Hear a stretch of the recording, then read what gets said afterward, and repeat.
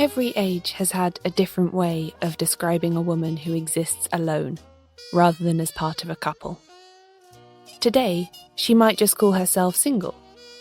But at different times in the past, people might have referred to her, often with contempt, as an old maid, a bachelor girl, a spinster, or a singleton. For most of history, this has been considered to be a pitiful state, against the natural order of things, as if a woman without a man, because until the very recent past it would have been thought that it was a man she needed, of course, was somehow incomplete and lesser.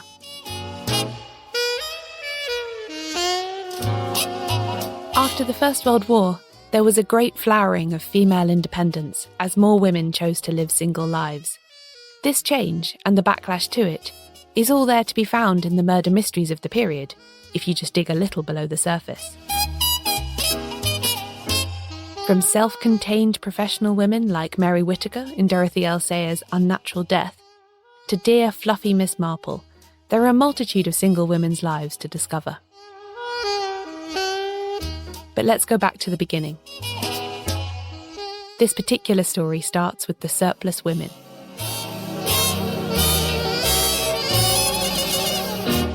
Welcome to Shedunnit. I'm Caroline Crampton.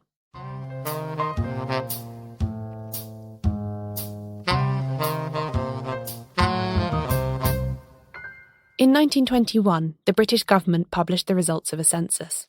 It recorded that there were just over 44 million people in total in the country, an increase of around 2 million from a decade before, despite the loss of life during the First World War.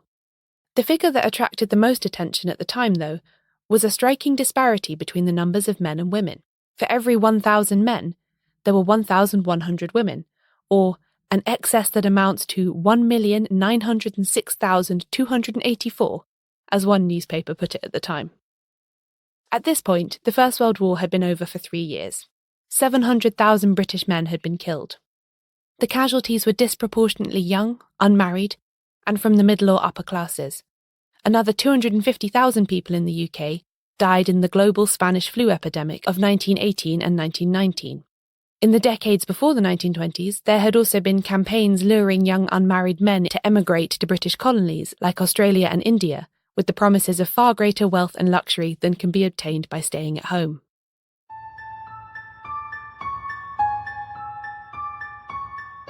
Given all this, it shouldn't have been very surprising, then, that in 1921 the country contained more women than men. Many women found themselves single either because fiancés and sweethearts had died in the trenches, or just because all the casualties meant that there was no one left in their circle to pair up with. Some characterised these women as imaginary widows, unmarried yet mourning the husbands they should have had. A socialite named Izzy Russell Stevenson, whose husband died in 1918 from his war injuries, recalled many years later how she went to a party in 1919 and thought it was a women-only affair until she spotted a single suit among all the evening frocks. It was as if every man you had ever danced with was dead, she said. Helen Parkinson's great-aunt, Mary Shallcross, was another woman who lost the man she might have married to the war. Certainly not affianced or anything like that, but, somebody she was fond of, and that's it. And she led a solitary life, other than being auntie and things after that, yeah. Mary was a factory worker who worked variously in munitions and confectionery plants throughout her life. She never married, or to Helen's knowledge even came close. She was very shy. I would imagine if the pool of available men was much reduced, there'd be other people, possibly her younger sister, thinking about it, who'd be better at nabbing what was left. But for all that she'd lost someone important to her, Mary was happy, or at least as far as Helen knows she was. Really happy, yes, she was actually. She took content in small things, because my granny certainly ran round my granddad all her life doing exactly what he wanted. So maybe Auntie Mary was quite glad she didn't have to. Mary Shallcross was just one of thousands of women who found their circumstances irrevocably altered by the First World War, but refused to give in to spinsterhood and despair. Yet even before the 1921 census confirmed Britain's gender disparity, the plight of those like her had become the focus of much outrage and indignation. A medical doctor named Murray Leslie had given a widely reported lecture to the London Institute of Hygiene in February 1920, in which he warned that women would soon be scrapping like cats over the scared and elusive male. This in turn would lead to a lowering of moral standards, more infidelity and clandestine sexual relationships, which in his view would result in a national crisis. Reporting on Leslie's talk, a Leeds Mercury newspaper writer linked Britain's post-war economic depression directly to the terrible behaviour caused by the mere existence of these extra females. No wonder the value of the pound has become so depreciated abroad, he mourned. Of course, women wrote into these newspapers, often anonymously, to point out that they were, in fact, also human beings with a right to their own lives. In response, men penned opinion pieces proposing solutions to this supposed problem, such as increased female emigration and special care for that scarce commodity, male infants. Throughout all this fuss, one phrase was repeated more than any other: surplus women. The phrase surplus women came about in the press in the early 1920s in response to the 1921 census. This is Rosemary Cresswell, a senior lecturer in global history at the University of Hull. It isn't as simple as to say that the First World War unbalanced the population, she says. The trend in there being more women than men in British society goes back to the Victorian and the Edwardian period, and some of the factors around that are emigration to empire, but also that infant mortality was higher amongst boys than amongst girls. The reductive idea that everyone in the nation was supposed to pair off boy, girl, is fraught with problems, not least because not everyone is straight. Male homosexuality was a criminal offence at this point in history, although of course gay and lesbian people existed and had relationships in spite of prejudice and the need for secrecy. Part of the reaction against the so-called surplus women is connected to this, as women would often set up house with their female friends, causing alarm among those who hated the idea that they might love each other rather than a man. We're going to talk in much more detail about how the private lives of queer people find their way into detective stories in a future episode, so listen out for that. Rosemary Cresswell first started researching the surplus women as part of her work on the Overseas Nursing Association, an agency that recruited British nurses who wanted to work abroad. Large numbers of women were applying to do this in the early 1920s, a trend that could well be a result of so-called surplus women wanting to seek their fortune abroad, as an alternative to remaining in a Britain that regarded them as superfluous. I would think that if they did want to marry and hadn't found somebody in Britain, there would be this awareness that there's more men, more choice in empire. But also, I think it's an adventure to go overseas. So there's more to it, I think, than just seeking marriage. I think it's about independence, autonomy, a different lifestyle to that which we would have had in Britain. During the First World War, the number of women in the workforce had increased by nearly 1 million. Women had stepped into traditional male roles in factories, on farms, in hospitals, and in offices, and many had found it to their liking. In 1918, British women received partial suffrage for the first time, when the Representation of the People Act gave the vote to women over the age of 30 who met certain minimum property standards. When the war was over and there was pressure to step aside so that returning soldiers could have their jobs back, many women were reluctant to relinquish the independence and autonomy that their new working lives had provided. Being labelled as surplus was just an additional insult, along with the lack of equal pay and proper pension provision.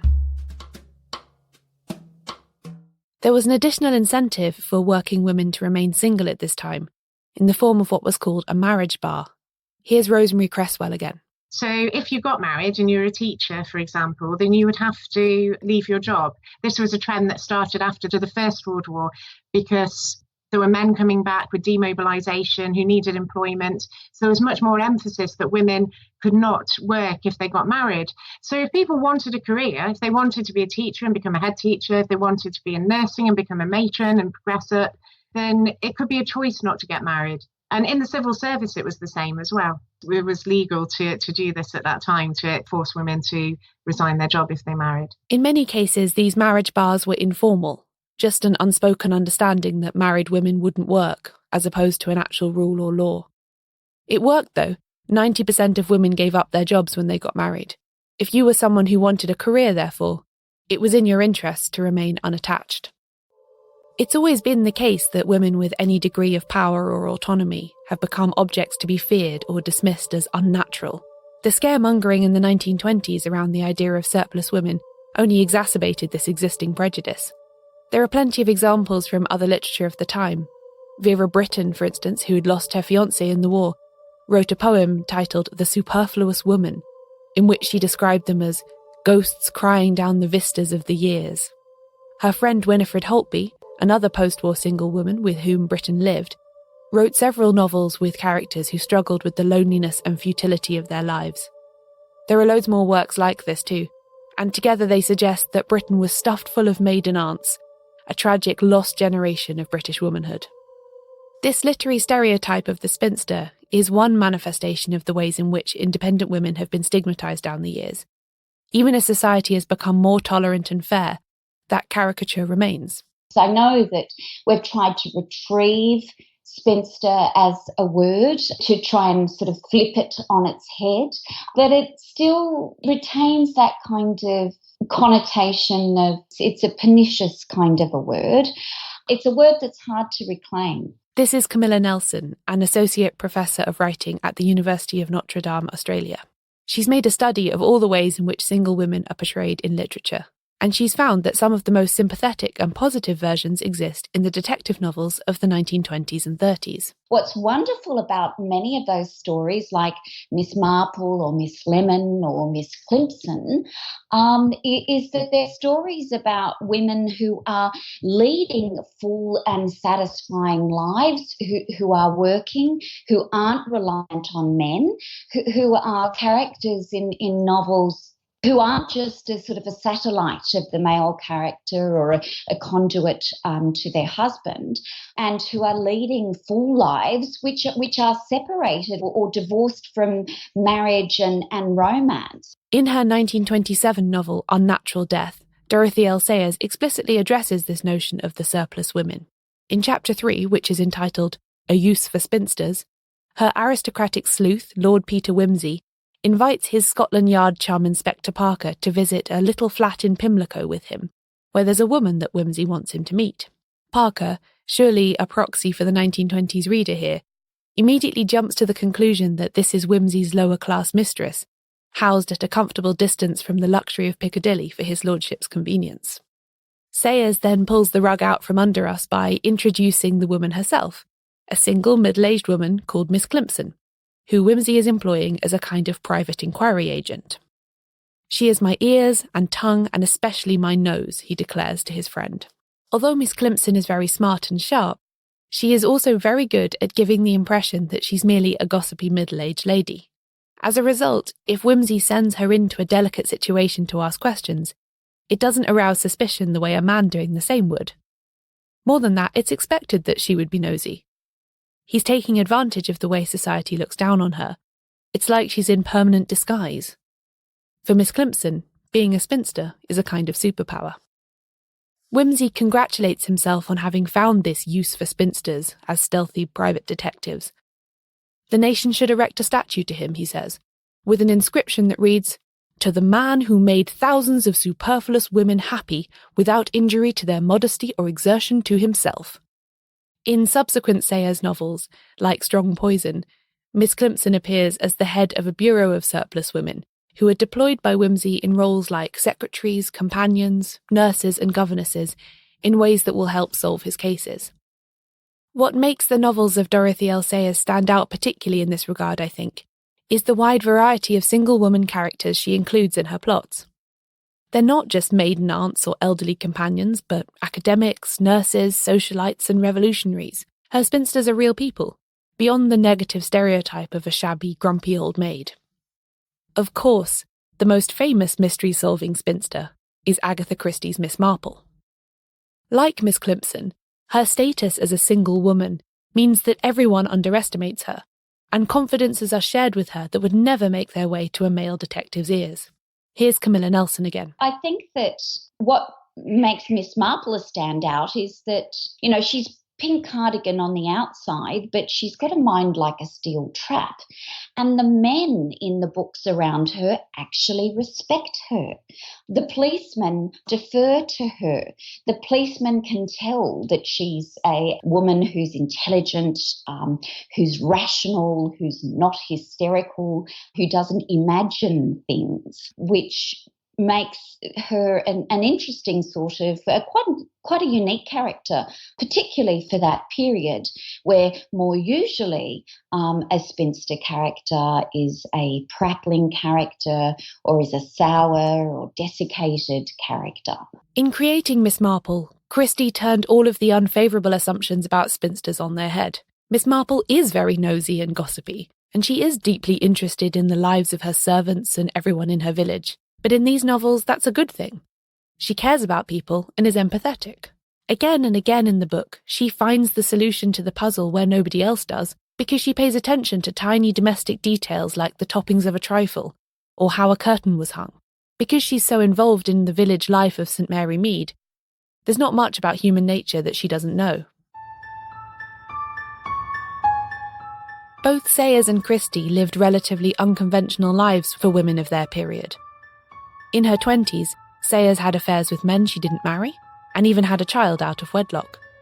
She later married a divorced man and continued to work full-time as a copywriter and author. Christie got married to her first husband in 1914, but divorced in 1928 after he was unfaithful to her. She later went travelling in the Middle East on her own, eventually marrying an archaeologist who was 14 years younger than her. These experiences made their single women characters more nuanced, Camilla Nelson says. You wonder if the life experience of writers like Christie was divorced, or Dorothy Sayers, she married much later in life, and of course she worked as an advertising copywriter, and you wonder if that struggle of doing a job and living a life and wanting to live a full life really comes through in that fiction. I do think that if Agatha Christie hadn't got divorced, that maybe Miss Marple may not have grown the way that she did. We might like to think that today's society is free of prejudice towards single women, but it isn't quite that simple. What's interesting about some of these characters is that when they've been adapted to television recently, Miss Marple, ITV gave her a romantic backstory, which I think was ludicrous because it sort of ruined the character. But it's almost like the way we think about story and plots seems to involve the way you round out a female character seems to be that you marry them or you make them unhappy in love.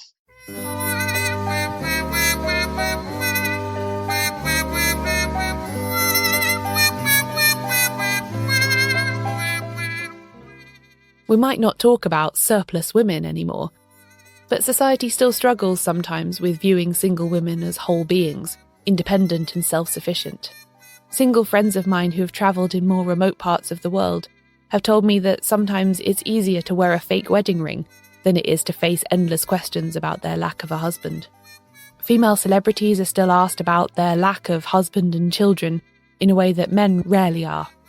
Unmarried women are still bombarded with questions by relatives and colleagues about when they're going to settle down. Perhaps there are still spinster sleuths among us, even now.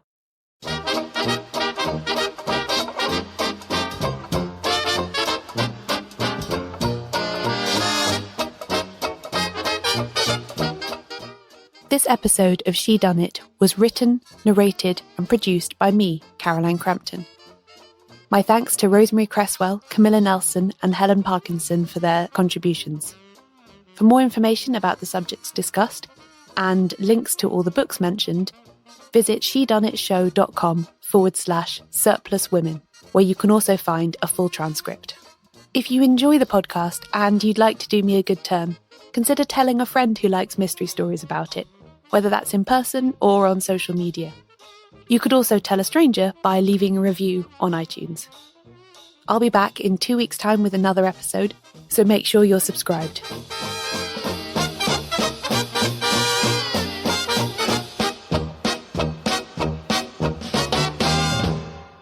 Next time on Shedunnit, Crippen.